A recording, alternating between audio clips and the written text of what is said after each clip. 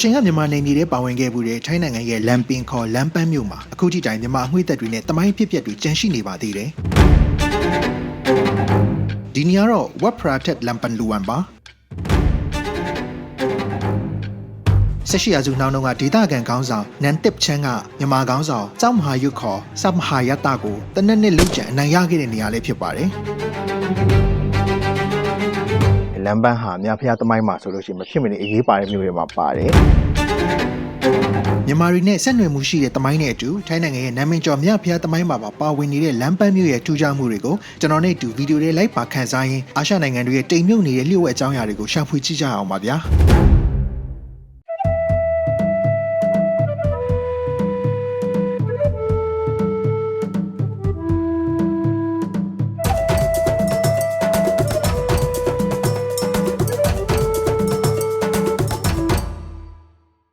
လမ်ပန်းမြို့ဟာထိုင်းနိုင်ငံမြောက်ပိုင်းရဲ့တတိယမြောက်အကြီးဆုံးမြို့ဖြစ်ပြီးချင်းမိုင်မြို့ကနေတနအီကျော်ခန့်ကားမောင်းသွားရုံနဲ့ရောက်ရှိနိုင်ပါတယ်။ကြောက်ဖျားမြစ်ရဲ့အဓိကမြစ်လက်တစ်ခုဖြစ်တဲ့ဝမ်မြစ်ဖြစ်တန်းစီးဆင်းရာမြို့ဖြစ်ပြီးတစ်ချိန်ကလန်နာလူမျိုးတို့ရဲ့ပြည်ဖြစ်ခဲ့ကအင်းဝပြည်နဲ့ရုတ်တရက်ပြည်နှစ်ခုနဲ့စစ်ဖြစ်ခဲ့ရာကမြန်မာလက်အောက်ကျရောက်ခဲ့ပူပါတယ်။လမ်ပန်းဒေသဆိုလို့ရှိရင်ကျွန်တော်တို့မြန်မာတွေအတွက်ဆိုလို့ရှိရင်ထိုင်းနိုင်ငံမှာမြန်မာတွေနဲ့အရင်းနှီးဆုံးနေမီတစ်ခုလို့ပြောလို့ရတာပေါ့နော်ကျွန်တော်တို့ဒီမြဖျားသမိုင်းကိုစဉ်းစားမယ်ဆိုလို့ရှိရင်လမ်ပန်းဟာမြဖျားသမိုင်းမှာဆိုလို့ရှိရင်မဖြစ်မနေအရေးပါတဲ့မြို့တွေမှာပါတယ်ချင်းမိုင်မှာမြဖျားကိုကိုးကွယ်ဖို့အတွက်စင်ဖြူတော်လွှတ်ပြီးတော့ပင်းဆောင်တဲ့အခါမှာစင်ဖြူတော်က3ချိန်တိုင်အောင်လမ်ပန်းဒေသကိုပဲပေါ့နော်ဥတီပြီးတော့ဒီမြဖျားကိုတည်သွားတယ်ဆိုတော့ဒဏ္ဍာရီရှိတယ်အဲ့အတွက်လည်းဒီလမ်ပန်းဟာမြဖျားသမိုင်းမှာရောပြီးတော့မြန်မာတွေအတွက်ဆိုလို့ရှိရင်လည်းအရေးပါတဲ့မြို့တွေမှာပါတယ်လို့ပြောချင်ပါတယ်မူဝန်ရော့မာဆိုပြီးမြင်းလဲမြို့တော်အဖြစ်လဲလမ်ပန်းမြို့ကိုခေါ်ဆိုကြသေးတဲ့အတိုင်းအခုချိန်မှာတော့မြင်းလဲစီးတဲ့အလေးအထားကိုထိုင်းနိုင်ငံမှာဆိုရင်ဒီမြို့မှာပဲမြင်တွေ့ကြတော့မှာဖြစ်ပါတယ်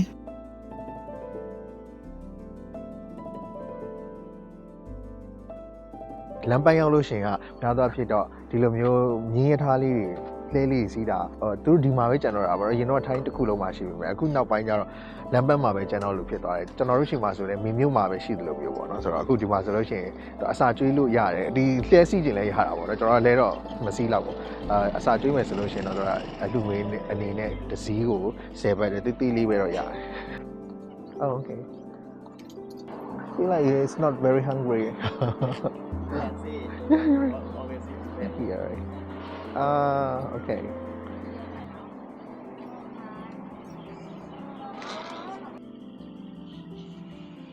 အခုလမ်ပန်းမှာဆိုလို့ရှိရင်တကယ်အထင်ကြီးနေရလို့ပြောလို့ရတဲ့နေရာပေါ့နော်ဆိုတော့ဖျားထတ်လမ်ပန်လူဝန်ဆိုတဲ့ဖျားကိုရောက်နေတာပါ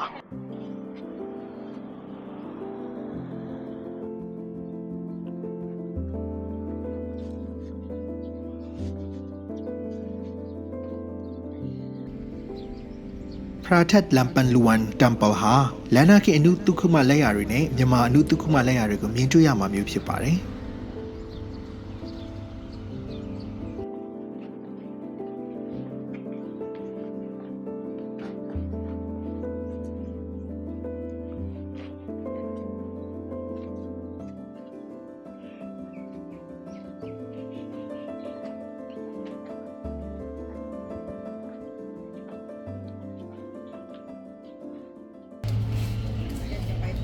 ဒါတွေဆိုလို့ရှိရင်တကယ်ချင်းမိုင်ပဲနဲ့မတူတဲ့ဒီဇိုင်းတွေပေါ့နော်ဆိုတော့လန်နာလမ်ပန်းဒေတာရဲ့တကယ်ဘီတုကာတွေမြင်ရတယ်ဆိုတော့မြန်မာမှုနဲ့လည်းတော်တော်လေးဆင်အောင်တွေ့ရတယ်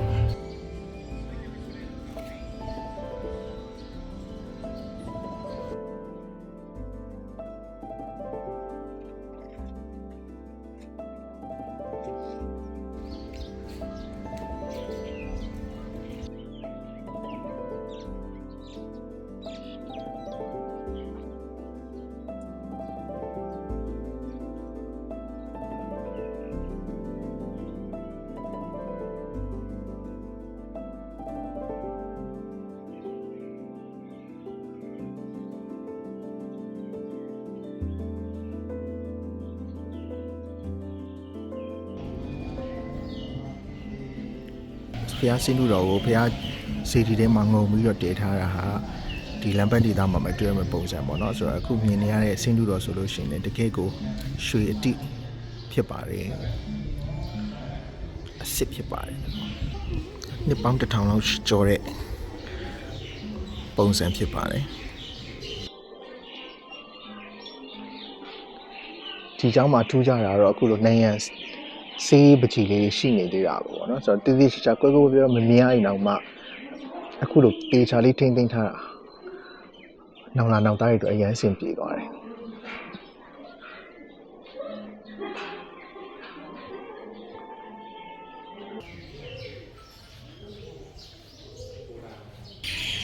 ဒါကလန်နာရဲ့စာပေါ့နော်သူဆိုလို့ရှိရင်တကယ်မြန်မာစာနဲ့တော်တော်တူတယ်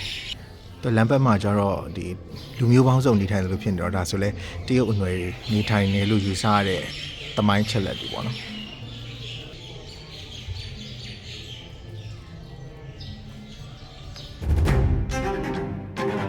ဒီ Pratat Lampanluwan Temple မှာထူးခြားတဲ့အချက်၃ချက်ရှိပါတယ်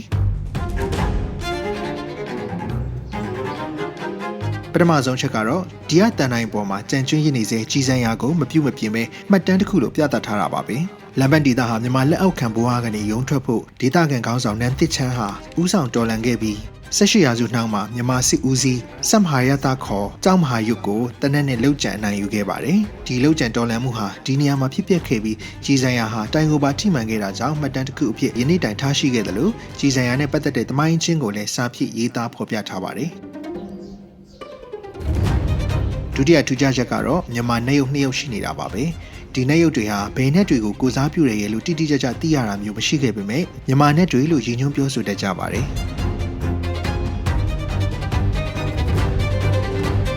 တတိယထူးခြားချက်ကတော့ကျောင်းတော်နဲ့ဇီဒီဝင်းကျင်အနှံ့မှာနွားရုပ်တွေကိုတွေ့မြင်ရတာပါပဲလန်နာခိရဲ့ထူးခြားမှုတွေထဲမှာယာဒီကွင်လိုက်ဖျားစီတွေတီးတက်ကြတာလည်းပါဝင်တယ်လို့သိရပါတယ်ဒီဇီဒီကတော့နွားနှစ်ဘွားတွေအတွက်ရည်စူးတည်ထားတာပဲဖြစ်ပါတယ်ဇီဒီတော်ကိုပနက်တင်တဲ့ကာလကနေထီတော်တင်တဲ့ကာလအထိနွားနှစ်မှာစတင်ပြီးနွားနှစ်မှာအပြီးသက်ခဲ့တာလို့မှတ်သားရပါတယ်ဒီမှာဆိုလို့ရှိရင်လည်းဗုဒ္ဓခြေကတော့ရှိနေတာပေါ့နော်ဆိုတော့ no lady ဒီကတော့အမျိုးသမီးတွေဝင်ခွင့်မပေးထားဘူးဆိုတော့တော်တော်များများလည်းမသိကြအောင်အမျိုးသမီးတွေပေးခွင့်မရတဲ့နေရာတက်အောင်ဖြစ်သွားတာပေါ့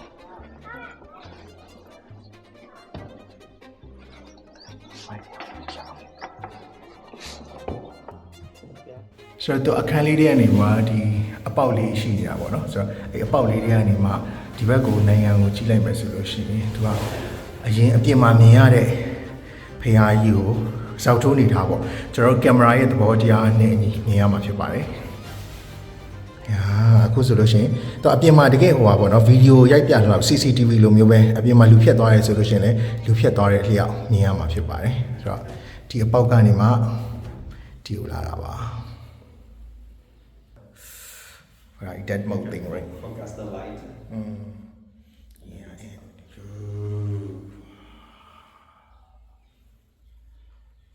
amazing Thailand ဒါခြေတော့ရပါ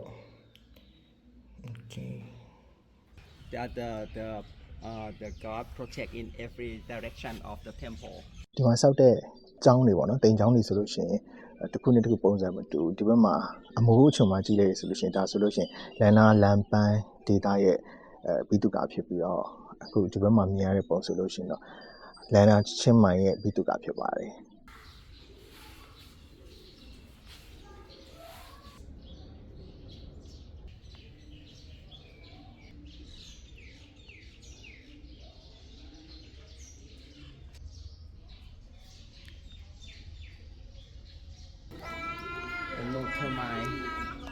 look to my video ဒီကျောင်းတော်မှာရှေးဟောင်းဘိတုကပညာရှင်တွေကရှေးကာလအဆက်ဆက်ပြုပြင်မွမ်းမံမှုတွေကြောင့်ထိုင်းနိုင်ငံရဲ့အပြည့်စုံဆုံးတစ်သားနဲ့တိစောက်ထားတဲ့ကျောင်းတော်ဖြစ်လာခဲ့ပါတယ်ဒီ Pratat Lampanluwan Temple နဲ့မနီမဝေးမှာအပူဇော်ခံထားရှိတဲ့မြဖျားတဆူလည်းရှိပါသေးတယ်။ဒီမြဖျားဟာလမ်ပန်ဒေတာအတွက်အရေးပါပြီးအဖိုးတန်တဲ့ဗုဒ္ဓရုပ်ပွားတော်တဆူဖြစ်ပြီးတရားထိုင်နေဟန်ထုစစ်ထားတာဖြစ်ပါတယ်။တိဘခွေထိုင်တော်မူအကျယ်9လက်မခွဲနဲ့ညံတော်အမြင့်6လက်မသာရှိတဲ့ဆင်းတုတော်တဆူဖြစ်ပါတယ်။ဒေတာရဲ့တန်ဖိုးထားရာဖျားဆင်းတုတော်ကိုအကာအယံအထက်ထက်နဲ့ထိမ့်သိမ်းထားပါတယ်။ဒီဆင်းတုတော်ကမြဖျားလူပွဲနာမှာရှိပေမဲ့အဖိုးတန်ကြောက်မြတ်ရည်နာနဲ့ထုစစ်ထားတာမျိုးမဟုတ်ပဲအစိမ်းရောင်ရှိတဲ့ကြောက်တုံးကနေထုစစ်ထားတာပဲဖြစ်ပါတယ်အခုကျွန်တော်တို့ဖူးရဲ့ဒီဗုဒ္ဓ မြဖျားပေါ့နော်ဒီမှာရှိနေလမ်းပတ်မှာရှိနေမြဖျားကြတော့ကျွန်တော်တို့ဒီဘန်ကောက်မှာရှိနေမြဖျားနေကြတော့လေမတူပြန်ဘူးသူကမတူဘူးဆိုတာကဒီဒေတာမှာပဲမြဖျားနှစ်စုဖြစ်သွားသလိုဖြစ်သွားတာပေါ့နော်ဆိုတော့အခုဒီမြဖျားဆိုပြီးနာမည်ကြီးနေတဲ့လမ်းပန်းရဲ့မြဖျားကြတော့သူကဖရဲခင်းနဲ့ကနေရလာတာပေါ့နော်လမ်းပန်းဟာမြဖျားရင်းနဲ့ပတ်သက်ပြီးဆက်နွယ်မှုရှိနေတဲ့ဒေတာလို့ဆိုနိုင်ပါတယ်ဒီမြဖျားဟာအခုဘန်ကောက်မှာအပူဇော်ခံထားရှိတဲ့မြဖျားနဲ့မတူပါဘူးဒီမြဖျားကိုတော့ဆူရှားသားဆိုတဲ့အမျိုးသမီးဟာသူမရဲ့ဖရဲစိုက်ခင်းတွေကဖရဲတီကိုခွဲလိုက်ရမှာတွေ့မြင်ခဲ့ရတယ်လို့ထင်တာရှိပါတယ်။စတင်တွေ့ရှိစဉ်ကအစင်းအောင်ကြောက်တုံးကြီးတာဖြစ်ပြီးအဖိုးတန်ကြောက်လို့ယူဆတဲ့အတွက်အနီးကဘုန်းတော်ကြီးကျောင်းကဘုန်းကြီးတစ်ပါးစီမှာလှူဒန်းခဲ့ပါတယ်။ဘုန်းတော်ကြီးကဗုဒ္ဓဆင်းတုတော်ထုစစ်ကိုးကွယ်ခဲ့တာလို့ဆိုကြပါတယ်။ဖရဲကင်းနဲ့ရတော့ကကြတော့သူကဗုဒ္ဓပုံစံမဟုတ်ဘူးဒီဗုဒ္ဓရဲ့ရုပ်ပွားတော့ပုံစံအထူပြီးသားမဟုတ်ဘူးကြောက်တုံးအစင်းအောင်ကြီးပဲရတာအဲကြောက်တုံးအစင်းအောင်ကြီးကိုမှသူကဗုဒ္ဓရဲ့ပုံတော်ထုပြီးတော့မှနောက်ပိုင်းကိုးကွယ်ထားတာပေါ့လေဒီနေရာမှာထိုင်းဘီရင်ယာမတစ်ကနေယာမ9အထိဘီရင်ဆက်ဆက်ရဲ့ရုပ်ပုံတွေကိုတပေါင်းနဲ့ဆွဲသားထားတာကိုလည်းမြင်ခဲ့ရတာစိတ်ဝင်စားစရာဖြစ်ရပါတယ်1 2 3 4 5 6 7 8 and 9လမ်းမမှာနောက်ထပ်အရေးပါတဲ့ကျောင်းတော်တစ်ခုကတော့ဝက်ဖရာကဲဝုတ်ဒုံတောင်ဆူရှာရာနန်ဖြစ်ပါတယ်ခုနကကျွန်တော်တို့ဖူးမြင်ခဲ့ရတဲ့မြဖျားနဲ့ဆက်ဆက်နေတဲ့နေရာဖြစ်တယ်လို့အလူတရကမှနန်ဆူရှာရာနဲ့လည်းဆက်နွယ်မှုရှိနေတဲ့နေရာဖြစ်ပါတယ်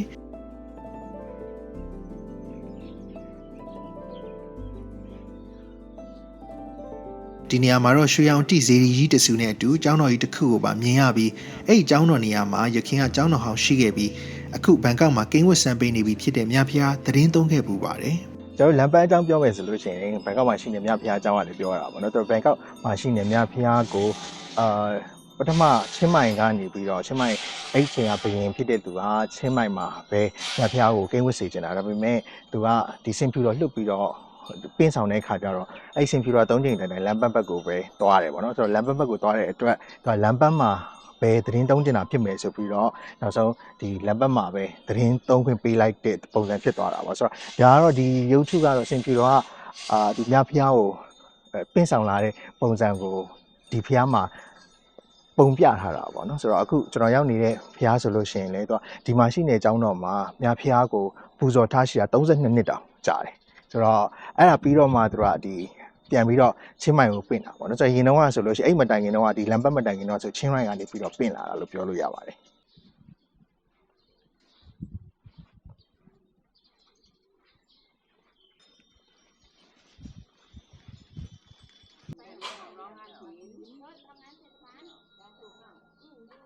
ဒါကျောင်းဆောင်ပြန်လည်ပြုပြင်ထားပေမဲ့အဲထဲမှာရှိနေတဲ့ဗုဒ္ဓရုပ်ပွားတော်ကကျွန်တော်လွန်ခဲ့တဲ့200လောက်ခရေရှိပြီးသားဗုဒ္ဓရုပ်ပွားတော်ပဲပေါ့နော်ဆိုတော့ဒီနေရာမှာအရင်ကမြဖျားသတင်းသုံးခဲ့တယ်ဆိုတဲ့ဟာကိုပဲစိတ်ကကြီးမှမှာပေါ့နော်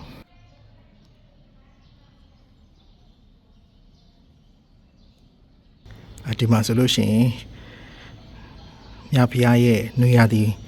ဝေးယုံတော်နဲ့အမတ်တရားပေါ့နော်သူကဒီချိန်မှာလဲဝစ်စင်ပေးထားတယ်ဒီမှာလဲရုပ်ပွားတော်ရဲ့ကိုပွားတော်တွေထားတာပေါ့လေဒီကျောင်းတော်ရဲ့အနီးမှာပဲမြဖျားကိုစတင်တွေ့ရှိခဲ့တဲ့မဲဆူရှာရာနဲ့သက်ဆိုင်တာတွေကိုလည်းမြင်တွေ့ကြရမှာဖြစ်ပါတယ်ဒီလမ်းပတ်မှာရှိနေပြီးသား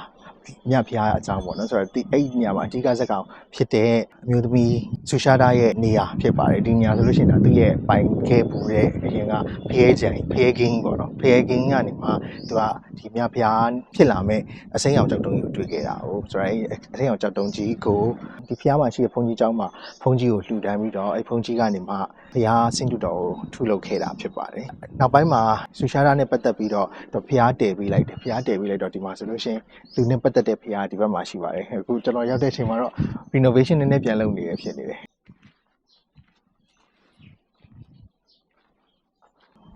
ဒီညာကတော့ဆူရှာတာကိုခေါင်းဖြတ်တက်ခဲ့တဲ့နေရာပဲပေါ့နော်ဆိုတော့ဘယင်ကနေပြီးတော့ဆူရှာတာကသူ့အလှပေးခဲ့တဲ့ဒီဖုန်းကြီးနဲ့မမားရင်းခဲ့ပါဘူးဆိုတော့ဟာကိုတက်တည်ပြသွားတဲ့နေရာလို့လည်းပြောလို့ရတာပေါ့နော်ဆိုတော့သူရဲ့တက်တည်ပြချက်ကတော့သူသားတကယ်လို့သူနဲ့မမားရင်းခဲ့ဘူးဆိုလို့ရှိရင်သူ့သွေးဒီမျိုးပေါ်မကြပါစေနဲ့ဆိုတဲ့အချိန်ကဲခေါင်းဖြတ်တက်ခံရတဲ့အခါသွေးတွေအကုန်လုံးကမိုးပေါ်ပန်းထွက်သွားတယ်ပေါ့လေဆိုတော့ဒါကသူ့ရဲ့ဒဏ္ဍာရီထဲမှာပြောထားတဲ့ပုံစံလေးပါ ဒီနေရာကလည်းဆူရှားတာဇီဒီလို့နာမည်ပေးလိုက်ပြီဆိုတော့တချို့ကလည်းဒီနေရာမှာပဲခေါင်းဖြတ်တာဖြစ်နိုင်တယ်လို့သတ်မှတ်ကြတယ်ပေါ့နော်ဆိုတော့ဘာဖြစ်လဲဆိုတော့ဒီဆူရှားတာကသူ့ရဲ့အပြစ်ကင်းမှုသူပြလိုက်နေတဲ့ခါဒီသူ့ကိုဆွဆွဲကြတဲ့ရွာသူရွာသားတွေနဲ့ဒီဘရင်ကိုယ်တိုင်ကတော့မလက်သွားတယ်ပေါ့နော်ဆိုတော့အဲ့တော့သူ့ကိုဘာဖြစ်ချင်လဲဆိုတဲ့အချိန်မှာသူတို့ပြန်ပြီးတောင်းပန်ကြတဲ့အချိန်မှာဒီလိုဇီဒီကြီးဖြစ်ပေါ်လာတယ်လို့သိရပါတယ်ဒါလေးကတော့ဒီဘက်ဖျားမှာဆိုလို့ရှိရင်သူကလုံးဝမြန်မာစတိုင်ဆောက်ထားတဲ့ဇောင်းတန်းလေးတစ်စောင်းလေးပေါ့နော်ဒါပေမဲ့ကျွန်တော်အခုလိုလို့ဆိုတော့ပြင်နေတဲ့အတွက်မမြင်ရဘူးဖြစ်ဆိုဒီမှာကြည့်အပြင်ကနေကြည့်လို့ရှိရင်တော့မှဒီမြန်မာဟန်တွေတွေ့ရကျွန်တော်တို့စူးလေရွှေတကုံမှာတွေ့ရတဲ့ပုံစံမျိုးတွေပေါ့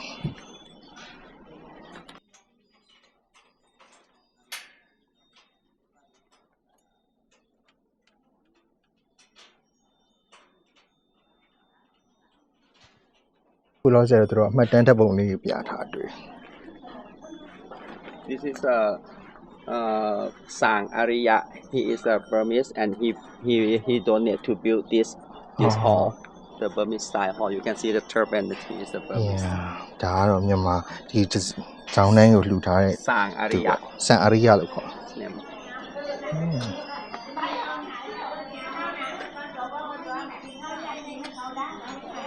ဒါမူလပုံစံလေးပေါ့နော်ဆိုတော့အခုလည်းအဲ့ပုံစံလေးပါပဲဒီမှာဆိုဒါလေးဆိုလို့ရှိရင်ဒါအခုနောက်ဆုံးအနေထားလေးဒီမှာကြည့်ရအောင်အခုကတော့ကျွန်တော်လာတဲ့အချိန်မှာ renovate လုပ်နေရဆိုတော့ကောင်းကောင်းမမြင်ရတော့ဘူးပေါ့ဒါတော့ဒီထဲမှာပူဇော်ခံထားတဲ့ရုပ်ပွားတော့ပါဝက်ပရာကြီးတီဆောင်လန်ထားလဲလမ်းပန်းရောက်ရင်လေပတ်ဖူးမြော်နိုင်တဲ့ကျောင်းတော်တစ်ခုဖြစ်ပါတယ်ဇီဒီ20ကိုအတန်းလိုက်စနစ်တကျတည်ထားတာကဒီကျောင်းတော်ရဲ့ထူးခြားမှုဖြစ်ပါတယ်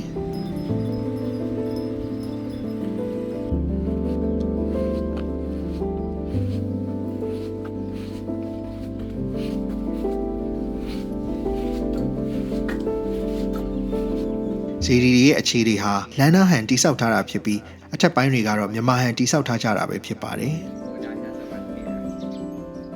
ဒီမှာ line ပြောဖို့ကောင်းတာတကူကတော့ဒီဇီဒီလေးတွေ20ပြည့်လားမပြည့်လားရှိရတာပဲ။တော့ရုပ်ကြည့်ကြည့်လိုက်လို့ရှိရင်တော့အဲ့ထက်လည်းများသွားနိုင်တယ်။တခါလေဘယ်သူမှကောက်မလုပ်နိုင်ပဲ18ခုနဲ့ပဲရက်သွားတာလေးရှိတယ်ပေါ့နော်။20ပြည့်အောင်ယူနိုင်တဲ့နေ့ဆိုလို့ရှိရင်တော့ဒါ drone စရာကောင်းတယ်ပေါ့။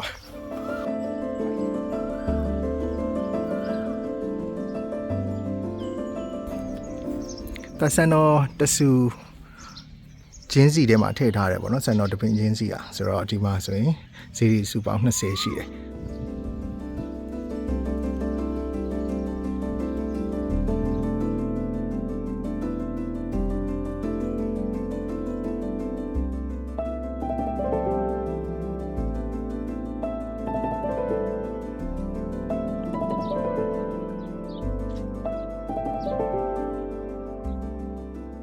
အခုကျွန်တော်ကလုံဖောက်30ခေမကုံဆိုတော့ဒီရဟန္တာရဲ့ဘယ်လိုခေါ်မလဲတော့ပြန်လုံတော်မူသွားပြင်မယ်မပုတ်မတိုးပဲကြံခဲ့တဲ့ရုပ်ကလပ်ရှိရနေရပါတော့ဆိုတော့သူဒီလည်းမပုတ်မတိုးပဲရှိနေပြီးတော့လက်သေးတွေစပင်းတွေရှည်လာတယ်အဲ့လိုအတွက်ဆိုပြီးတော့ဒါဒီတီးတန့်ပိမှန်လေးနဲ့ထားပြီးတော့အပူဇက်ခံထားရှိတဲ့နေရာလေးပေါ့နော်အဲ့ညောင်ကျွန်တော်ရောက်လာတာပါဒီဖုံကြီးကမကွယ်လွန်ခင်တော့ဆိုလို့ရှိရင်ဒီဝင်းကျင်မှာဆိုလို့သူနေထိုင်သတင်းသုံးနေတဲ့ကာလဆိုလို့ရှိရင်ဒီညဝင်းကျင်ကုန်းကတော်ကြီးမြတ်ပဲပြီပေါ့နော်တော်ကြီးမြတ်မဲတဲမှာမှသူကဒီတုတ်တန်လိုနေရာမျိုးမှာနေပြီးတော့တရားကျင့်ကြအားထုတ်ပြီးတော့နေခဲ့တဲ့ဖုံဖြစ်ပါတယ်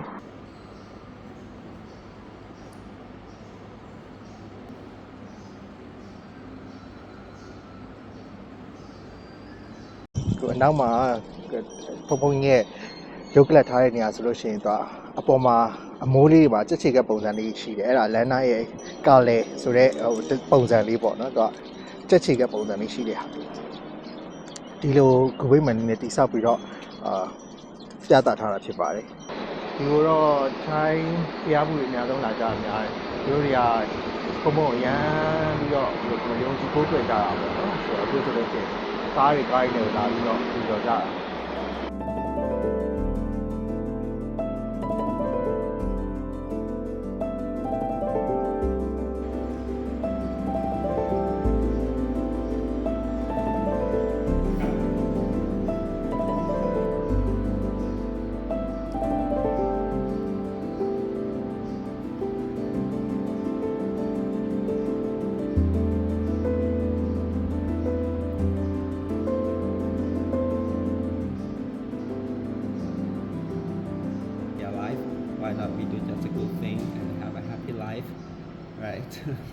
ကျွန်တော်တို့စီမှာလည်း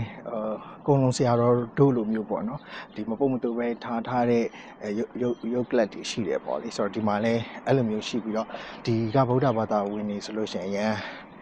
တကူတကလာပြီးတော့ဖူးကြတဲ့အစင်ပေါ့နော်ဆိုတော့အဲ့လိုမျိုးဖြစ်ပါတယ်သူကဒီဖုံဖုံကလည်းသူခေတုခါတော့ဆိုလို့ရှိရင်အရန်ကိုပဲဒီဘယ်လိုခေါ်မလဲအများအကျိုးအတွက်အများကြီးလုပ်ပေးတယ်သာသနာအကျိုးအတွက်အများကြီးလုပ်ပေးတယ်အဲ့လိုမျိုးဖြစ်တာကြောင့်မလို့ကိုးကွယ်စီးကက်ကြတဲ့သူတွေလေးစားကြတဲ့လူတွေလည်းများတယ်ပေါ့နော်ဒါတော့ဆရာတော်ကြီးမပြန်လုံခင်ကသတင်းသုံးခဲ့တဲ့နေအိမ်ပေါ့နော်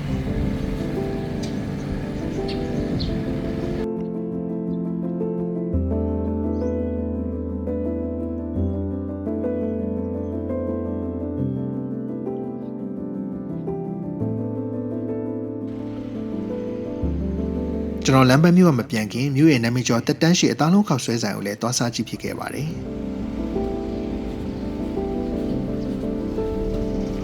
All people know in the name of Puyong.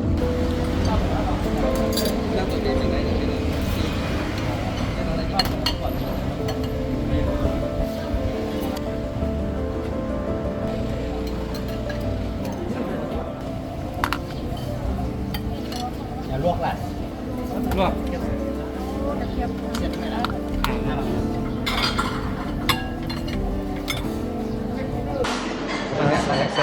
2499ก่อน จริงๆก่อนหน้านี้จะประจับมาได้ไปแล้ว เบิ้ลกันนั่นแหละนะครับเนาะเกิน70 ปี เพราะลูกคนแรกเกิด ครับ 2499เปิดบอกว่าขายก่อนหน้าแต่พูดกี่ปี ครับ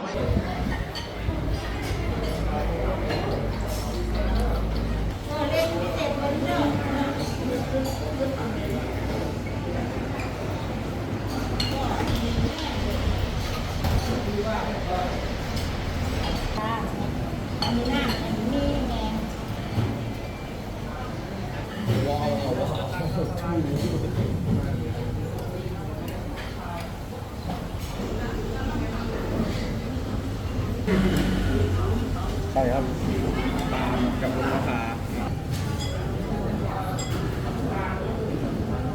Famous is the meatball.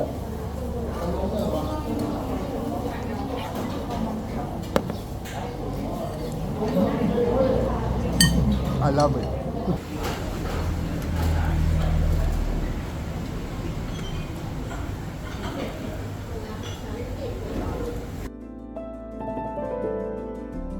နေချင်းပြန်တစ်နှစ်ခီးပဲမို့ကျွန်တော်ဟာညနေဆောင်ချိန်မှာတဲခုနေတဲ့ချင်းမိုင်မျိုးစီကိုပြန်လာခဲ့ပါတယ်။ဒီလမ်းပန်းဒေသဟာမြေတွေလုပ်ငန်းတွေလည်းနာမည်ကျော်တာမို့အပြန်ခီးမှာမြေတွေအသုံးဆောင်တွေရောင်းချနေတဲ့နေရာတွေကိုလည်းဝင်ကြည့်ဖြစ်ခဲ့ပါသေးတယ်။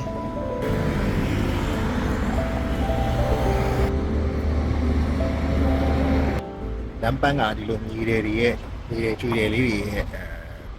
မြို့ဖြစ်နေတော့ကျွန်တော်ဒီမှာလာရင်းနဲ့ဒီလိုလေးတွေအားပေးလို့ရတယ်ဝယ်လို့ရတယ်ပေါ့နော်ကျွန်တော်လည်းအဲ့ဒါအိမ်မှာပါရတူမလဲမသိဘူးရှောက်ဆန်းကြည့်ရှာကြည့်တယ်တော့စက်ကဒီမျိုးအထိမ့်မှဖြစ်နေတော့မှစက်နဲ့ပတ်သက်တဲ့ဟိုဟာလေးရှိတယ်အိုးလေးခွက်လေး